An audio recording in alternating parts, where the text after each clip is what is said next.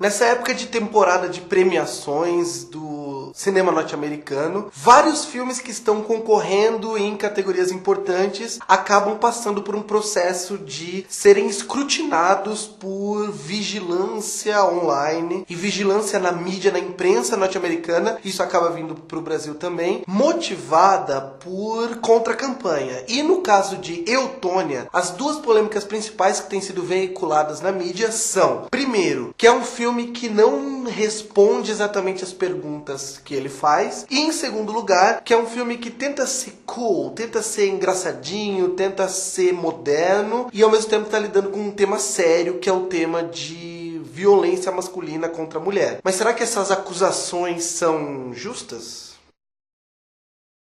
Bom, como eu disse, para começo de conversa, você nunca pode cair nesse tipo de backlash, né? Nesse tipo de campanha negativa para forçar um filme que foi inicialmente bem recebido a começar a ganhar reviews negativas, porque, como eu falei, nessa época do ano, principalmente, o que acontece é que os estúdios querem realmente derrubar um ao outro em todas as categorias do Oscar, especialmente nas principais. E eu considero o fato de Eutônia não ter uma resposta pronta algo positivo pro filme. Porque, pra quem não sabe, o filme é sobre aquele caso da patinadora no gelo Tonya Harding, que eu não sei, eu era muito criança quando o caso dela explodiu no começo dos anos 90, e eu também não tenho a noção, eu não tenho a dimensão do que o caso dela foi aqui no Brasil. Nos Estados Unidos, até tem uma frase no filme em que ela fala que eu sou a segunda pessoa mais comentada do país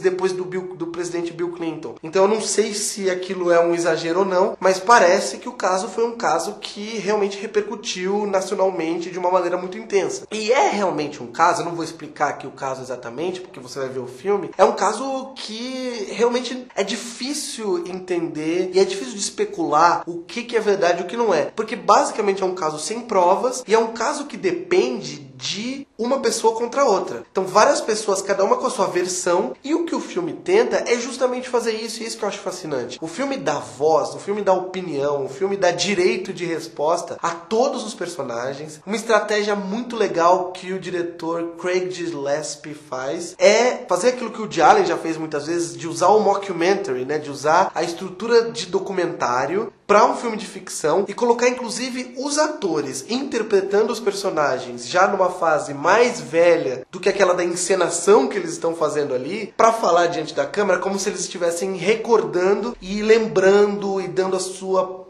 versão dos fatos, falando o seu ponto de vista. E isso é enriquecedor, porque o que a gente faz durante o filme é ficar tentando ver em quem que a gente acredita, para que lado que a gente vai, por que aquela pessoa deveria estar mentindo, que motivos essa pessoa tem, se a verdade vai ser prejudicial a ela. Então, esse tipo de estratégia é a estratégia acertada para uma história que até hoje parece que não tem solução. E a montagem do filme contribui muito com, não só com o ritmo do filme, que é um filme ágil, é um filme que o tempo todo salta de um espaço temporal para o outro, e inclusive essas entrevistas fazem isso. Então tem um momento que tem uma outra pessoa narrando o que aconteceu, e a própria Tonya Harding, né, que é interpretada pela Margot Robbie, interrompe e fala, não, calma, se você falou isso, então eu preciso abrir um parênteses. E aí a cena que a gente vê depois são esses parênteses que ela abriu. E é uma abordagem, como eu falei, ágil, e também que confere um aspecto subjetivo a tudo que a gente está assistindo. Essa abordagem, é claro que também dá aos atores a oportunidade única de interpretar seus personagens em momentos diferentes da vida. Então é claro que os personagens conseguem brincar com isso, e a equipe de maquiagem também. E não à toa são as duas áreas em que o filme mais chamou atenção durante essa temporada de premiações e ao lado da montagem, como eu já falei. E nas atuações é óbvio que as atuações femininas acabam sendo as que mais chamam atenção. Primeiro a Margot Robbie, que não só passa por aquele processo, claro, que a gente já sabe que Hollywood adora, que é uma princesa, uma boneca, uma mulher linda, não sei o quê, e que se enfeia,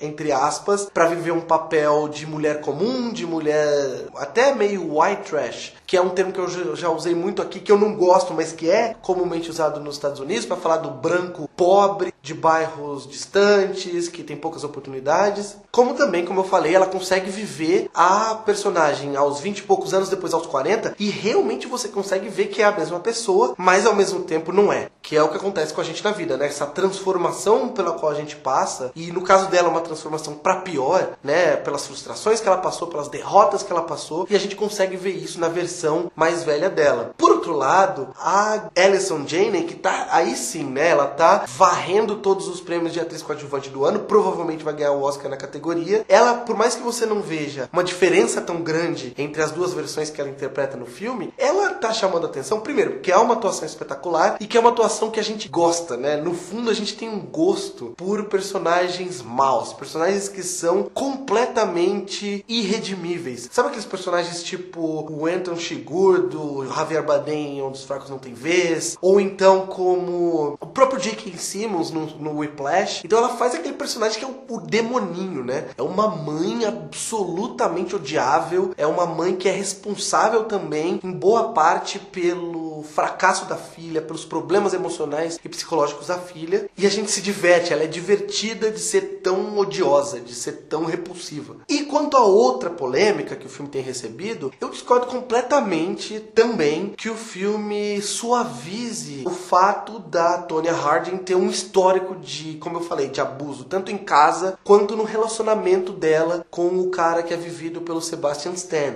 Até porque eu acho que esse é o grande lance do filme. Eu acho que o core do roteiro, sobre o que a história é justamente sobre uma mulher que agiu da maneira que agiu durante toda a vida, inclusive talvez fazendo o que você vai ver no filme, que fica a dúvida no ar se ela fez ou não, por motivos que tem a ver com todo aquele histórico que ela tem. Então tem uma cena que é muito significativa nesse sentido, e eu gosto de citar exemplos, porque se você cita exemplos, você começa a dar argumento e não fica só no achômetro, ou só no hype, ou só no backlash, ou só, enfim, no que as pessoas estão falando, que é uma hora que a treinadora da Tonya chega no vestiário e ela vai confrontar a Tonya, e a primeira reação da Tonya é pegar o patins dela, que são aqueles patins do gelo que tem aquela lâmina embaixo, que é pesado e que provavelmente, se aquilo acerta na cara de alguém, vai causar ferimentos graves, pode até matar, quem sabe. E ela, a primeira reação é ela pegar e ela joga esse patins na treinadora, só que o patins bate na parede ao lado com força e dá pra você perceber que ela jogou de propósito pra pegar perto da cara da treinadora, mas não na cara. Então, não só ela não é uma pessoa, obviamente, ruim, ela não é uma assassina, mas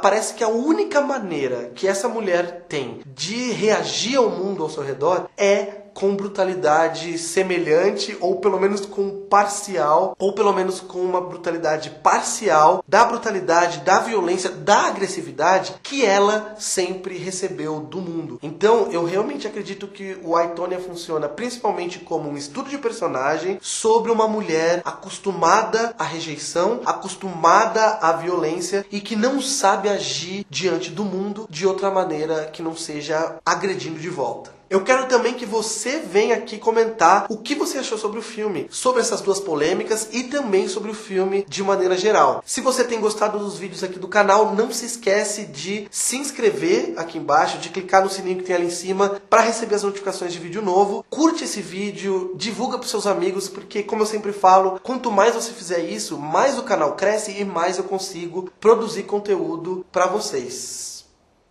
É isso.